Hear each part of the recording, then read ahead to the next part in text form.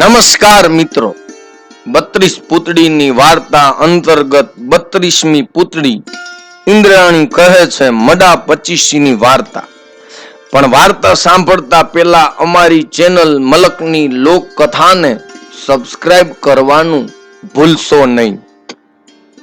32મી પૂતળી ઇન્દ્રાણીએ સિંહાસન બેસવા જતા રાજા ભોજને અટકાવીને બોલી, હે રાજન થોભો, આ સિંહાસન પર બેસશો નહીં, તેના પર તો પરોપકારી રાજા વિક્રમ જ બેસી શકે. આમ કહી વિક્રમ રાજાની વચનબદ્ધતા અને ઉદારતાની નવી વાર્તા કહેવાની શરૂઆત કરી. કાશી નગરીમાં એક બ્રાહ્મણ અને બ્રાહ્મણી રહેતા હતા. બંને શિવજીની ખૂબ જ પૂજા કરતા હતા. તેમને એક પણ સંતાન ન હતું, તેથી તેઓ મનમાં ઘણા દુખી હતા. એક દિવસ નગરની બહાર એક સિદ્ધ સંન્યાસી આવ્યા હતા. સંન્યાસીના ચમત્કારોની વાત આખા નગરમાં ફેલાઈ ગઈ હતી. તેથી બ્રાહ્મણને પણ પોતાનું દુઃખ દૂર કરવા તે અર્થે તે સંન્યાસી પાસે ગયો. તેમની ખૂબ જ સેવા ચાકરી કરી. સંન્યાસીએ તેને કહ્યું, વિપ્ર, હું તારી સેવાથી ખુશ થયો છું. તારી જે ઈચ્છા હોય તે તું માગ. બ્રાહ્મણે સંન્યાસીને પોતાનું દુઃખ જણાવ્યું. સંન્યાસીએ બ્રાહ્મણને એક જડીબુટી આપી અને કહ્યું, તું આ જડીબુટી પાણી સાથે ઘસી તેનો રગડો તારી પત્નીને પીવડાવજે, એટલે તેને દિવસો રહેશે અને પૂરા માસે એક સાથે 2 પુત્ર એટલે કે જોડિયા પુત્રોનો જન્મ થશે. પરંતુ છોકરા 7 વર્ષના થાય ત્યારે તે મને સોંપી દેવાના, જેથી હું તેને ઘણી વિદ્યામાં પારંગત કરી શકું. બ્રાહ્મણે કહ્યું, હે મહાત્મા, હું બંને પુત્રો તમને સોંપી દઉં, પછી મારી ઈચ્છા ક્યાંથી પૂર્ણ થવાની? સિદ્ધે કહ્યું, હે વિપ્ર, 12 વર્ષની ઉંમરે હું તને એક પુત્ર પાછો આપીશ. તારે બંનેમાંથી ગમે તે એક પુત્રને પાછો લઈ જવો. બ્રાહ્મણ તો રાજી થઈ ગયો. તે સિદ્ધની વાત કબૂલી. તે સિદ્ધ પાસેથી જડીબુટી લઈ ઘેરે ગયો અને પોતાની બ્રાહ્મણીને જડીબુટી પાણી સાથે ઘસી તેનો રગડો પીવડાવી દીધો. સમય જતા બ્રાહ્મણીને પૂરા માસે જોડિયા બાળક જન્મ્યા. બ્રાહ્મણ બ્રાહ્મણી તો હર્ષ ઘેલા થઈ ગયા. બંને છોકરાઓ જોતામાં તો 7 વર્ષના થઈ ગયા. પેલો સિદ્ધ બ્રાહ્મણ પાસે આવ્યો. બ્રાહ્મણે પોતાના વચન મુજબ બંને છોકરાને સિદ્ધ સાથે મોકલી દીધા. સિદ્ધ તે બંને છોકરાને પોતાના આશ્રમે લાવ્યો. બંને છોકરાઓ દેખાવે એક સરખા અને એક સરખી અકલવાળા હતા. સિદ્ધ તે બંનેને ઘણા શાસ્ત્રોનું જ્ઞાન તેમજ પોતાની વિદ્યા શીખડાવવા લાગ્યો. તેને સરખી બુદ્ધિવાળા બંને છોકરાઓને ભણાવવામાં ભેદ રાખ્યો. તે સિદ્ધે એક છોકરાને સારું ભણાવી મોટો પંડિત બનાવ્યો, પરંતુ તે શરીરે નબળો પડી ગયો. જ્યારે બીજો છોકરાને સામાન્ય ભણાવ્યો અને તેને સારું ખવડાવી શરીર હુષ્ટપૃષ્ટ અને દેખાવડો બનાવી દીધો. એક દિવસ શરીરે નબળો પડી ગયેલો છોકરો રમતો સંન્યાસીની ઓરડી તરફ ગયો. તેણે એકાએક ઓરડો ઉઘાડ્યો. ત્યાં હાડકા પડ્યા હતા. તે છોકરાને જોઈ હાડકા હસ્યા અને કહ્યું, આ સિદ્ધને એક ફરસો કરવો છે, તે માટે 108-32 લક્ષણા જોઈએ છે. તેમાં 106 તો અમે છીએ અને હવે તારો વારો. આ સાંભળી છોકરો ચમક્યો. તેને હવે ખ્યાલ આવી ગયો કે ગુરુએ એમને જ મારા બંને વચ્ચે ભેદભાવ રાખ્યો છે. તેને આ વાત કોઈને કહી નહીં. 12 વર્ષ પૂરા થયા. બ્રાહ્મણ બ્રાહ્મણી સિદ્ધના આશ્રમે આવ્યા. સિદ્ધે તેમને સારો સત્કાર કર્યો અને બંને છોકરાને બોલાવીને બતાવ્યા અને કહ્યું, આમાંથી ગમે તે એક છોકરો લઈ જાઓ. બ્રાહ્મણ બ્રાહ્મણી તો પોતાના બંને છોકરાઓને જોઈ હરખાઈ ગયા. તેમને થયું કે આ બંને માંથી કયા છોકરાને પોતાની સાથે લઈ જવા. તે બંને મૂંઝાઈ ગયા. સિદ્ધે તેમને મૂંઝાયેલા જોઈ, હું મારો પૂજાપાઠ પતાઈ આવું ત્યાં સુધીમાં તમે તમારી પસંદગી નક્કી કરી લો, આમ કહી પોતાની પૂજા પાઠમાં ગયા. સિદ્ધના ગયા પછી શરીરે દુર્બળ અને વધુ ભણેલો છોકરો બોલ્યો, પિતાજી, તમે અમારા બંનેમાંથી મને તમારી સાથે લઈ જાઓ, કારણ કે આ સિદ્ધે પોતાની સિદ્ધિ માટે મને પસંદ કરેલો છે. એટલે તેણે અમારા બંનેમાં ભેદભાવ રાખીને ભણાવ્યા છે. તે મારો ભોગ લેવા માંગે છે. જો તમે મારા ભાઈને અહીંયા રાખશો તો તે સિદ્ધના કામમાં આવે તેવો નથી, માટે તે તો તેને કાઢી મૂકશે અને તે આપોઆપ પાછો તમને જ મળી જશે. સિદ્ધ પૂજા કરી આવ્યો ત્યારે બ્રાહ્મણ અને બ્રાહ્મણીએ શરીરે નબળા છોકરાની માગણી કરી. સિદ્ધ સમજી ગયો કે આ દુબળા છોકરાએ મારી ગેરહાજરીમાં બધી વાત તેના માતા પિતાને કહી દીધી લાગે છે, તેથી કંઈ બોલ્યા નહીં. તેને દુબળા છોકરાને એક બાજુએ બોલાવ્યો ને કહ્યું, તે મારી સાથે દગો કર્યો છે, પરંતુ એટલું યાદ રાખજે, જ્યારે પણ મારે તારું કામ પડશે ત્યારે હું તને ગમે તે ભોગે અહીં લાવી દઈશ. હું તને ઘેરે પહોંચવા નહીં દઉં. છોકરાએ પણ સિદ્ધને રોકડું કહી સંભળાવ્યું, ગુરુજી, હું પણ તમારી પાસે વિદ્યા મંત્રો શીખી ગયો છું, એટલે હવે મને પણ કોઈ જીતી શકે એમ નથી. તમે હવે મને પાછા પકડી પાડવાની આશા છોડી દો. સિદ્ધ ગુસ્સે થઈને નબળા બાળક તેના માતા પિતાને સોંપી દીધા. ચતુર છોકરાના મનમાં શંકા ગઈ, હવે આ સિદ્ધ તેને ઘેરે શાંતિથી જવા નહીં દે. તે તેની પાછળ જરૂર કંઈક કરશે. માટે એણે તેના માતા પિતાને કહ્યું, આ સિદ્ધ ખૂબ જ ઝેરીલો છે, તે મને શાંતિથી ઘેરે આવવા નહીં દે. તે ગમે તે રૂપે મારો પીછો કરશે તો હું પણ તેને મારી વિદ્યાથી હફાવી દઈશ. તમે મારી ચિંતા કરશો નહીં, હું તમને આપણા ઘેરે મળીશ. આમ કહી તેઓ આગળ ચાલ્યા. રસ્તામાં એક લારીમાં કોળું જોતું તે ચતુર છોકરો પોતાની વિદ્યાથી બીજા સ્વરૂપે કોળામાં જતો રહ્યો. આ બાજુ સિદ્ધને ખબર પડતા તેને તરત તે કોળું ખરીદીને જેવું કાપ્યું કે તરત જ છોકરો બીજમાંથી પવન સ્વરૂપે બહાર નીકળ્યો. પવન બનેલા છોકરાને પકડવા સિદ્ધ વાવાઝોડું બન્યા, તેથી તે છોકરો તરત સાપ બનીને એક ઝાડ પર લટકી ગયો. સિદ્ધે સાપને પકડવા ગરુડનું સ્વરૂપ લીધું. તે છોકરો સાપમાંથી માછલી બની ગયો તો સિદ્ધ તરત માછીમાર બનીને પકડવા ગયો તો પેલો છોકરો પાછો ઉંદર બની ગયો તો સિદ્ધ બિલાડ્યો બની ગયો. છોકરો ઉંદર માંથી કૂતરો બન્યો તો સિદ્ધ વરુ બન્યો. આમ ગુરુ અને ચેલા એકબીજાને હપાવવા જાત જાતના રૂપ ધારણ કરીને થાક્યા. છેવટે તે છોકરો પોપટ બનીને તે નગરીથી કુંવરીના ખોળામાં જઈ આશરો લીધો. એટલે કાવા દાવા કરી સિદ્ધે તે પોપટ કુંવરી સાથેથી મેળવવાનો પ્રયત્ન કર્યો, ત્યારે કુંવરીએ તો પોપટને છોડી દીધો. પોપટને પકડવા સિદ્ધ બાજ બની અને પોપટનો પીછો કર્યો. ચતુર પોપટને યાદ આવ્યું કે નગર બહાર આવેલા સ્મશાનમાં એક સિદ્ધ વડ છે, તેમાં હું ભરાઈ બેસું તો આ બાજ પક્ષી આવી શકે નહીં, માટે હું ત્યાં જતો રહું છું. આમ વિચારી પોપટ સિદ્ધ વડની ડાળી ઉપર જઈને બેઠો. થોડી વારે બાજ ત્યાં આવી પહોંચ્યો, પણ કઈ કારણોસર તે સિદ્ધ વડ પર આવી શક્યો નહીં. હવે પોપટ સ્વરૂપે રહેલા છોકરાને કંઈક શાંતિ વળી. તેણે વિચાર્યું કે જો હું અહીંથી બહાર જઈશ તો સિદ્ધ ફરી મારો પીછો કરશે, માટે હું આ સિદ્ધ વડ પર મરદા સ્વરૂપે લટકી જાવ તો મને કોઈ ચિંતા રહેશે નહીં. આમ વિચારી તે છોકરો મરદા સ્વરૂપે ઊંધા મસ્તકે લટકી ગયો. આ બાજુ સિદ્ધ પોતાના ચેલાને હફાવીને કંટાળી ગયો. તેને પોતાની બધી વિદ્યા કામ ન લાગી. હવે અંતે તેણે પરદુક ભંજન વિક્રમ રાજાની મદદ માટે વિચાર્યું. આ માટે તેણે એક સંન્યાસીનું સ્વરૂપ લઈ વિક્રમ રાજાના દરબારમાં ગયો અને રાજાને અનેક ચમત્કારો બતાવી ખુશ કરી દીધા. તેમજ આખો રાજ દરબાર પણ તેના ચમત્કાર જોઈને દંગ થઈ ગયો. વિક્રમ રાજાએ પ્રસન્ન થઈ સિદ્ધને કહ્યું, હે સંન્યાસી, તમારા ચમત્કારોથી હું અને મારી પ્રજા ખુશ થઈ ગયા છીએ, માટે તમારી જે ઈચ્છા હોય તે માગો.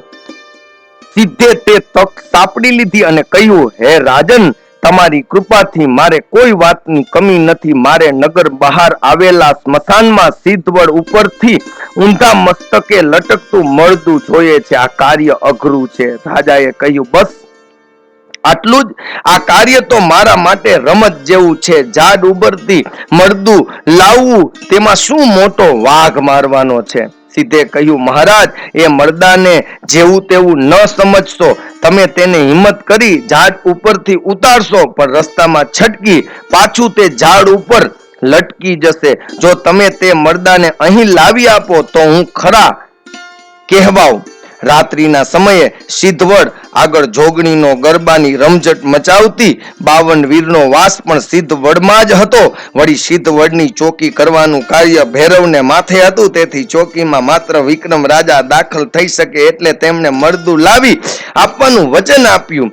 રાત પડતા વિક્રમ રાજા પૂજાની સામગ્રી લઈ સ્મશાનમાં ગયા અને સિદ્ધવડમાં રહેતા 52 વીર, 64 જોગણી અને ભૈરવની સ્તુતિ કરી તેને નૈવેદ્ય ધરાવ્યા અને બધા તેમના ઉપર પ્રસન્ન થયા. સિદ્ધવડ પર જવાનો રસ્તો કરી આપ્યો. એટલે રાજા સિદ્ધવડ પર ચડી લટકતા મરદાને ઉતારી પોતાના ખંભા ઉપર નાખી ચાલવા માંડ્યા.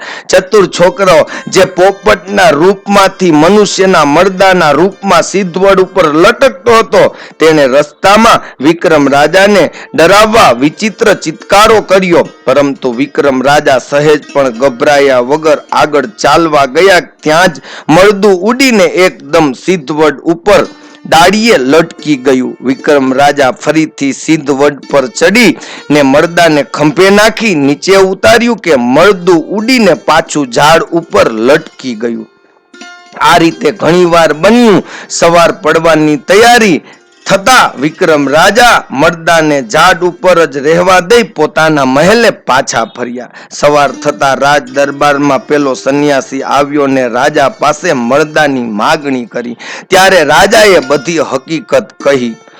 સિદ્ધે કહ્યું, મહારાજ, આજે તમે ફરી સ્મશાનમાં જાઓ ને મરદાને ખંભે નાખી જલ્દીથી ત્યાંથી નીકળી જજો.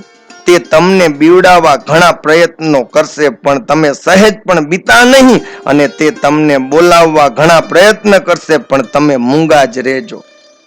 બીજા દિવસે રાત થતા વિક્રમ રાજા ફરી સ્મશાને ગયા અને સિદ્ધવડ પર મરદું ખંભે નાખી ઝડપથી ચાલવા માંડ્યા. ત્યાં તો મરદું બોલ્યું, હે પરદુક ભંજન વિક્રમ રાજા, તમે તો મહાજ્ઞાની અને પંડિત સાથે વસનારા છો. વળી વાતચીતમાં રસ્તા પણ ખૂટશે, તે માટે હું તમને એક રહસ્યભરી વાત સંભળાવું છું. તેમાં મને જે બાબતની શંકા છે તેનું નિવારણ કરી અને મને કહેજો. વિક્રમ રાજા તો મૂંગા રહેવાનું કહ્યું, તેથી કંઈ પણ બોલ્યા નહીં. તો મરદાએ વાત શરૂ કરી. વાત સારી હતી, પણ વિક્રમ રાજા વચમાં હુકારો ભણ્યો નહીં, કારણ જો બોલવા જાય તો મરદું પાછું જતું રહે.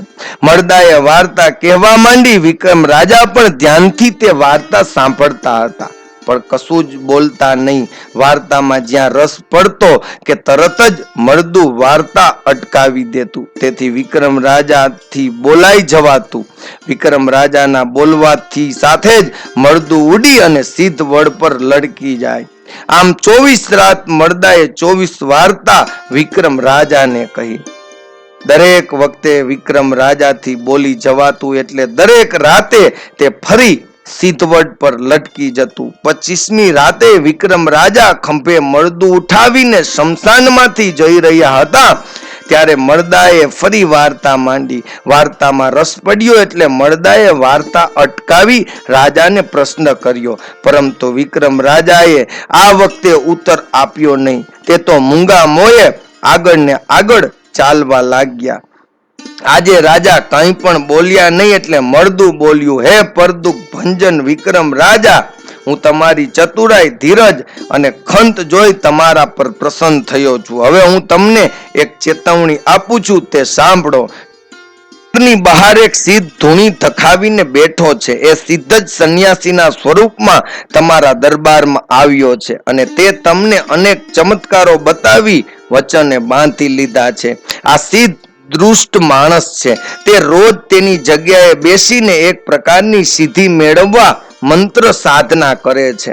તેને સાધના પૂરી કરવા માટે હવે 32 લક્ષણા પુરુષની જરૂર છે. તે તમે અને હું છું. તેથી તે આપણા બંનેનો ભોગ આપી પોતાની સાધના પૂરી કરશે. હવે તેની સાધના પૂરી થવા જ આવી છે. તમે મને લઈને સિદ્ધને આપશો તો સિદ્ધ પોતાને ત્યાં એક ઉકળતા તેલની મોટી કડાઈમાં મને નાખી દેશે, જેથી હું તેમાં તેલમાં પડી સોનાનું ઢીમ બની જઈશ. ત્યારબાદ તે તમને બીજા દિવસે પોતાના આશ્રમે બોલાવશે અને તે પોતાની સાધના બતાવવાના બહાને તમને એ તેલની કડાઈની આજુબાજુ પ્રદક્ષિણા કરવાનું કહેશે અને તમે જેવા પ્રદક્ષિણા કરવા જશો કે તમને પણ ઉકળતા તેલમાં નાખી દેશે. આથી તે સિદ્ધની સાધના પૂરી થઈ જશે. તે સિદ્ધ કરેલા તેલથી ગમે ત્યારે ધારે તેટલું સોનું બનાવી શકશે. વળી તે તેલ મૃત્યુ સંજીવનીનું પણ કામ કરી શકશે. આ સાંભળી વિક્રમ રાજાની કમકમાટી છૂટી ગઈ. મળદુ વિક્રમ રાજાને ખાતરી કરાવવા પડવારમાં સિદ્ધના આશ્રમે લઈ ગયો અને ઉકળતા તેલ, ખોપડીઓ, સોનાના ઢીમ વગેરે બતાવ્યા. વિક્રમ રાજાને મર્દાની વાત પર વિશ્વાસ બેઠો. તેણે કહ્યું, આમાંથી બચાવવાનો કોઈ ઉપાય હોય તો તે જણાવો. મર્દાએ વિક્રમ રાજાને સિદ્ધના હાથમાંથી બચાવવાનો ઉપાય બતાવ્યો. તેને કહ્યું મુજબ વિક્રમ રાજા મર્દાને લઈ રાજમહેલમાં આવ્યા અને તે સંન્યાસીને સોંપી દીધું. સંન્યાસી રાજાનો જય જયકાર બોલાવી મર્દાને લઈ પોતાને આશ્રમ લઈ ગયો અને તેને ઉકળતા તેલમાં નાખી સોનાનું ઢીમ બનાવી દીધું અને રાજાને પોતાની સાધના જોવા માટે બીજા દિવસે આવવાનું કહ્યું. વિક્રમ રાજા મર્દાના કહ્યા પ્રમાણે બીજે દિવસે સિદ્ધના આશ્રમે પહોંચ્યા. સિદ્ધ તેને ઉકળતા તેલની કડાઈ પાસે લઈ ગયા અને પછી પ્રદક્ષિણા કરવાનું કહ્યું. આથી વિક્રમ રાજાએ કેવી રીતે પ્રદક્ષિણા કરવી તે બતાવવા જણાવ્યું. આથી સિદ્ધ ઉકળતા તેલની કડાઈની આસપાસ પ્રદક્ષિણા કરવા લાગ્યા. ત્યારે લાગ જોઈ વિક્રમ રાજાએ ઉચકીને સિદ્ધને જ કડાઈમાં નાખી દીધા. કડાઈમાં પડતા જ સિદ્ધ સોનાનું ઢીમ બની ગયા અને ઉકળતું તેલ સિદ્ધની યોજના મુજબ સિદ્ધ થઈ ગયું.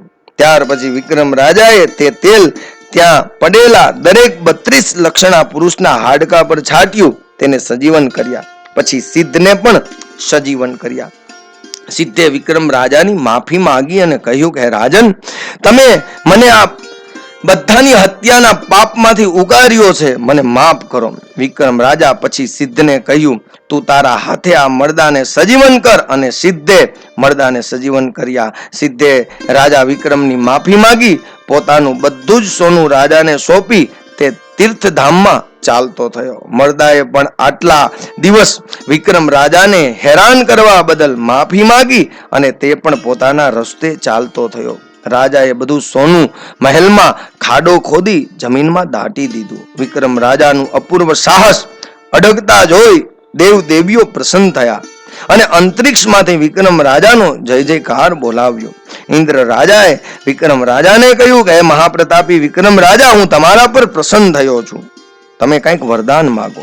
વિક્રમ રાજાએ બે હાથ જોડી અને કહ્યું કે દેવ, મારા અંગે રચાયેલી કથા વાર્તા જગતમાં સિદ્ધ પામે એવી મારી ઈચ્છા છે.